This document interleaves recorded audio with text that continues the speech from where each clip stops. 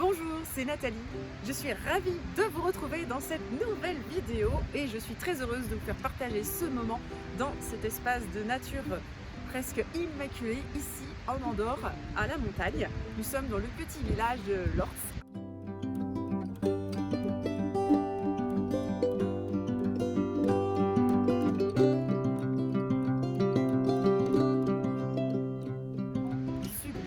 Et comme nous sommes dans un endroit naturel, j'avais envie de vous parler aujourd'hui de tout ce qui concerne les cosmétiques et tous les produits qu'on va pouvoir appliquer pour bébé par exemple. Vous pouvez me retrouver sur mon blog nathalie-fossa.com et télécharger également le guide gratuit sur bien préparer l'arrivée de bébé. Alors voyons ensemble comment détecter un produit sain pour la santé, c'est-à-dire pour celle de votre bébé, de la planète et de vous-même. Peut-on faire confiance aux tests de consommateurs, comme ceci par exemple, ou également peut-on faire confiance aux labels, qu'ils soient bio par exemple?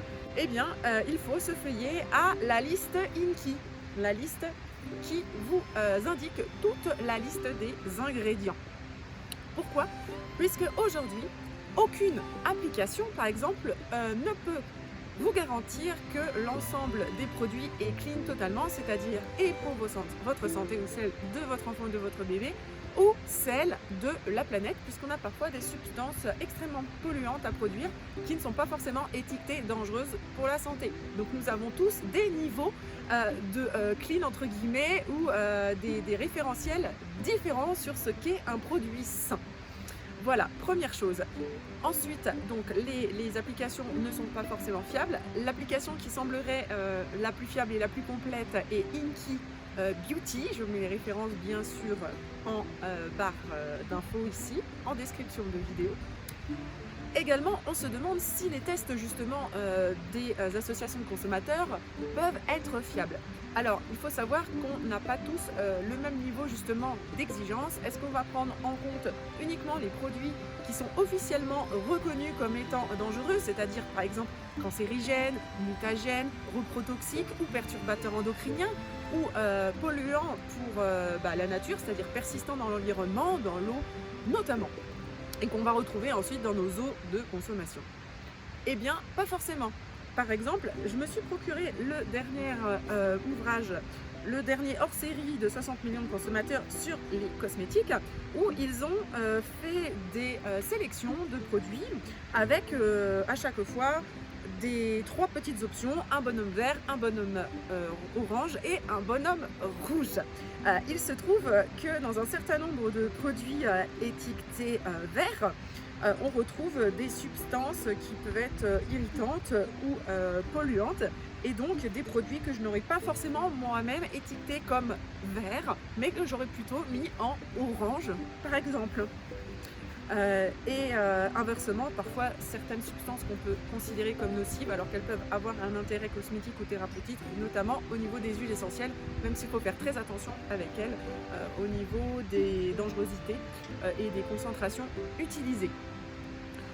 Donc également, ça peut être un indicateur, mais ce n'est pas quelque chose de fiable à 100%. Enfin, est-ce qu'on va pouvoir utiliser les labels, et notamment est-ce que les labels bio sont du coup fiables? Alors il faut savoir que tous les labels entre guillemets bio ne se valent pas, puisqu'ils n'ont pas tous le même cahier des charges. Le plus connu comme Cosme Bio va par exemple laisser la possibilité d'inclure des ingrédients qui ne sont pas forcément naturels, même si naturel ne veut pas forcément dire clean et sans danger, attention. Mais voilà, autoriser des produits qui peuvent être polluants ou irritants pour la peau. Le label le plus exigeant dans tous ceux qui existent est le label Nature et Progrès. D'ailleurs, peu de produits cosmétiques sont labellisés Nature et Progrès, car le cahier des charges est assez exigeant et on est sur une base de produits 100% d'origine naturelle. Voilà, mais encore une fois, on pourrait retrouver éventuellement des ingrédients qui pourraient être irritants pour la peau notamment. Donc ce n'est pas non plus forcément un 100%. Et enfin, est-ce qu'il y a des marques qui sont clean? Eh bien, on ne peut pas forcément noter une marque, puisqu'on va retrouver parfois dans une gamme des produits qu'on va pouvoir trouver entre guillemets 100% clean ou avec quelques petits défauts, et d'autres pas du tout. Alors parfois, sur 100 produits, on peut en avoir 99 qui sont super et un qui serait plutôt moyen. Et encore une fois,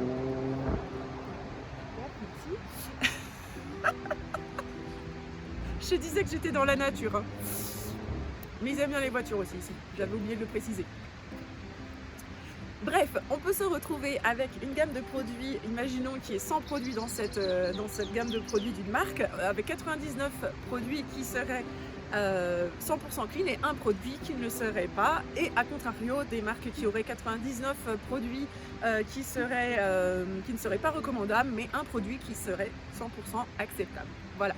Donc le mieux est de vous fier à votre propre jugement. Donc bien sûr, comme je vous l'indiquais, vous pouvez utiliser premièrement vous pouvez vous aider, mais pas vous fier totalement des applications comme Inky Beauty. Vous pouvez également utiliser le label Nature et Progrès en bio qui est le plus exigeant, mais encore une fois, ce n'est pas une garantie à 100%. Idem pour les marques, il n'y a pas forcément une marque spécifique à vous recommander, même si effectivement il existe des marques qui ont plus de produits, on va dire, étiquetés sains pour l'environnement et la santé que d'autres. Et enfin, les tests consommateurs ne sont pas forcément, j'entendais d'associations de consommateurs, hein, comme 60 millions de consommateurs ou UFC Que Choisir, ne sont pas forcément un gage de sécurité à 100%, étant donné qu'ils appliquent leurs propres critères, hein, qui sont décrits d'ailleurs dans les tests qu'ils réalisent et les résultats qu'ils vous exposent. Si ce type de vidéo vous plaît, n'hésitez pas à vous abonner à ma chaîne et à cliquer sur la cloche pour être informé des dernières vidéos qui sortiront. N'hésitez pas à télécharger mon guide gratuit sur préparer l'arrivée de bébé.